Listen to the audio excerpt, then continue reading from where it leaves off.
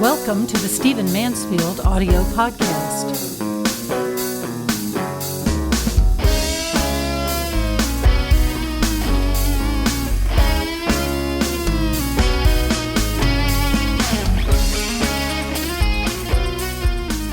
I want to talk to you in this podcast about a very unusual topic, and it is the topic of news stories that circulate on the internet that Christians buy into, become troubled by, and end up looking like fools as a result. There are, of course, many internet rumors that float around, but Christians seem to be particularly susceptible to them. And perhaps it's because we are disillusioned with what's going on in our society.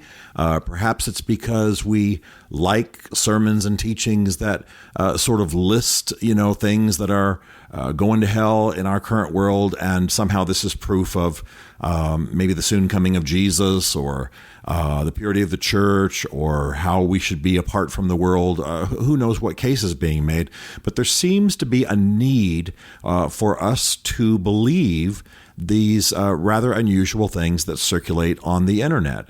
And the problem is that these things normally take root in the church, in the Christian church, especially in America, as a result of lack of knowledge, lack of teaching, lack of training that, of course, should have been taking place in the church. Why am I talking about this? Well, because I want us to be wiser and more sophisticated. I want us to look far less stupid in front of the world. And I also want us to be less troubled, less distracted, and get on with the more important things of our faith.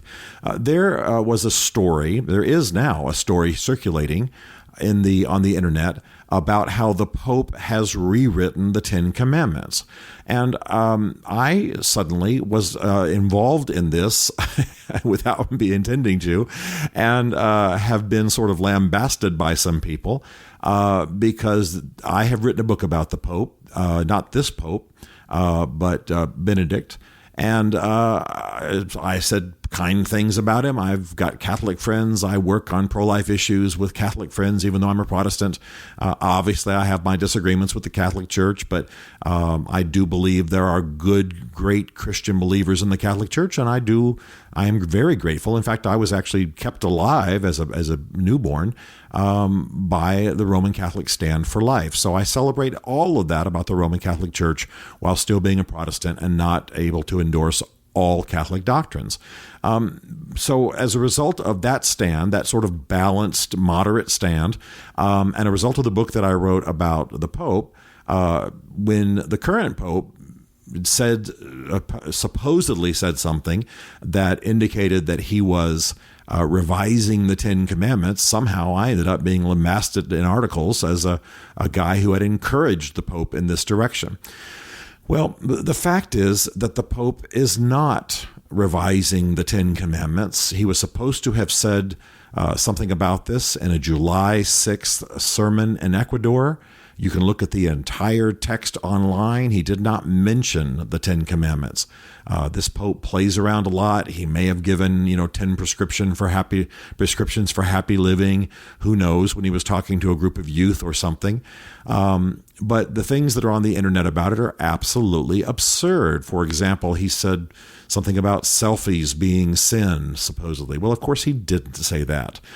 People who think he said that often mention that he used the Kardashians as his primary example.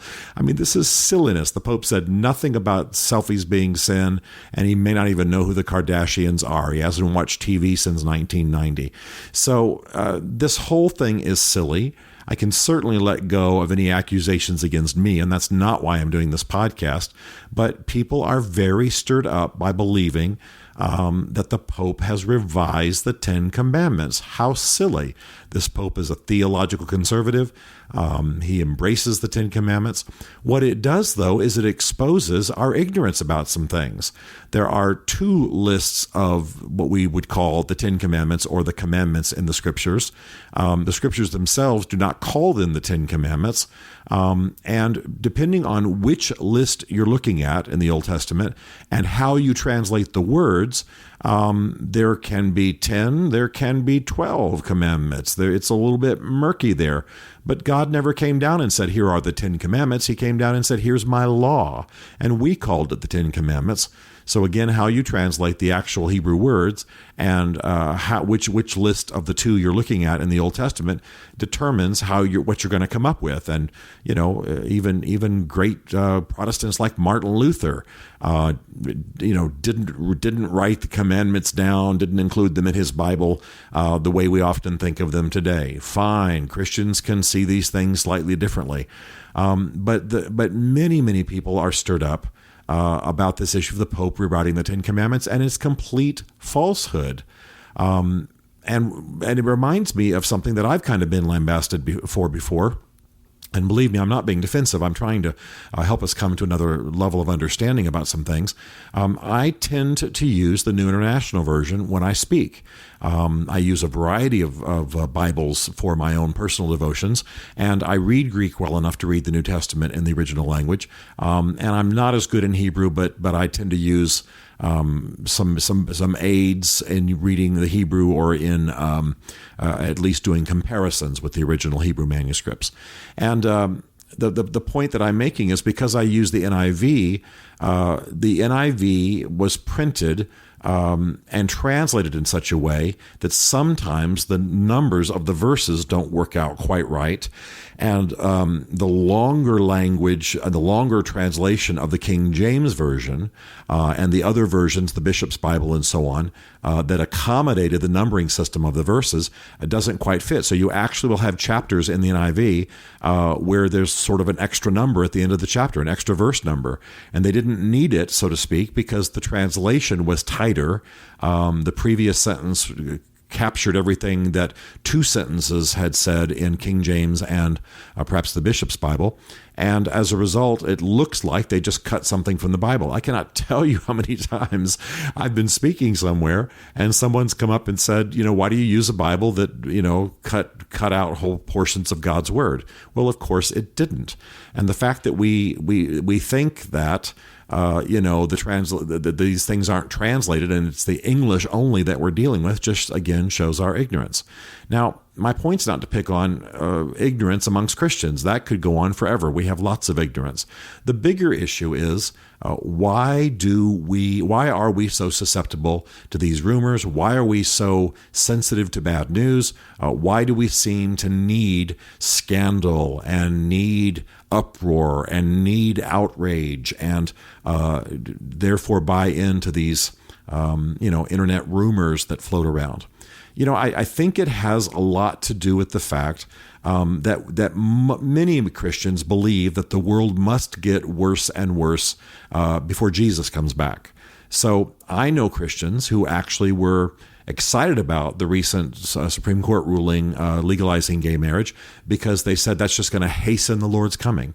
Well, whatever your theology is of the end times, we Christians are not meant to be those who celebrate negative trends in the society, who believe bad things about people instantly, who trade and deal in bad news, in negative descriptions, in character assassinations, in outrage and scandal and disaster. We are not Playboy. We are not the National Enquirer. We are not People magazine. We are meant to be people, according to the book of Philippians, who think noble thoughts, who think about good and pure and holy and righteous things. And we are really not giving evidence of that in our current society. There are many examples that I could point to, but the main point that I want to make is please be careful about what you believe.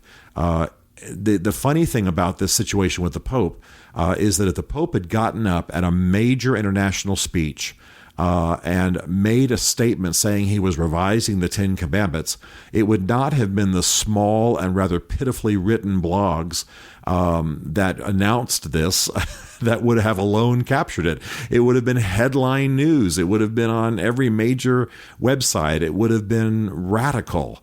But no, we believe something that comes from people who can barely write, people who obviously have a hard time thinking, and people who are just looking for someone to slap around. It is a pathetic commentary on the cause of Christ. It's a pathetic commentary on the state of the church, and I urge you to be careful. Don't be quick to believe the negative. Don't be quick to believe the wrong. Don't be quick to believe the most outlandish and scandalous things. Yes, there's much evil and much sin in the world, and there's much that should grieve us. But we don't need to add to that, and we don't need to pour kerosene on tiny little campfires of people who are just trading in insult and trading in assault. We are meant to be the good news in the world, and we can't do that if what we're proclaiming is nothing more than a rehashing of the bad news that is sometimes not even true.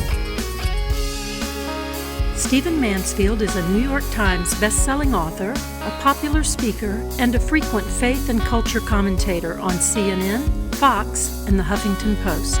His groundbreaking books on faith and society include The Faith of George W. Bush, The Search for God in Guinness, Mansfield's Book of Manly Men, and The Miracle of the Kurds. You can learn more about Stephen at stephenmansfield.tv and greatman.us, and connect with him on Facebook and on Twitter under the name Mansfield Writes. The Stephen Mansfield podcast is produced by Isaac Darnell, who also wrote, performed, and produced the Rockin' Podcast theme song. Be sure to rate the Stephen Mansfield podcast in the iTunes Store. This is a Chartwell Literary Group production.